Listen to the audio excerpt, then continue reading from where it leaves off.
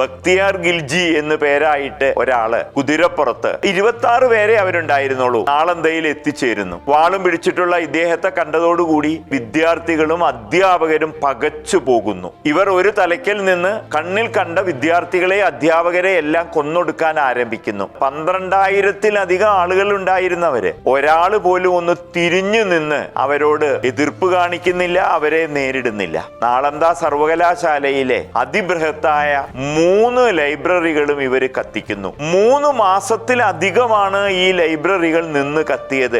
എത്ര ലക്ഷം പുസ്തകങ്ങളാവും കത്തിയിട്ടുണ്ടാവുക? ഇതേപോലെ ബക്തിയാർ ഖിൽജിയും കൂട്ടരും അവിടെ ഉണ്ടായിരുന്ന വിക്രമശിലയാവട്ടെ, നാദിയയാവട്ടെ, ജഗദ്ദലയാവട്ടെ, കിട്ടാവുന്ന സർവകലാശാലകളും അവിടുത്തെ ലൈബ്രറികളും മുഴുവൻ കത്തിച്ചു. അശോകൻ തുടങ്ങി വെച്ച ഒരു കുഴപ്പം തന്നെയായിരുന്നു. രാജാവിന്റെ കൂടെ കൂടി തിന്നുകൊഴുത്ത് സംഘം ശരണം ബുദ്ധം ശരണം ഗച്ഛാമി എന്നും പറഞ്ഞ് ജീവിക്കാൻ തുടങ്ങി.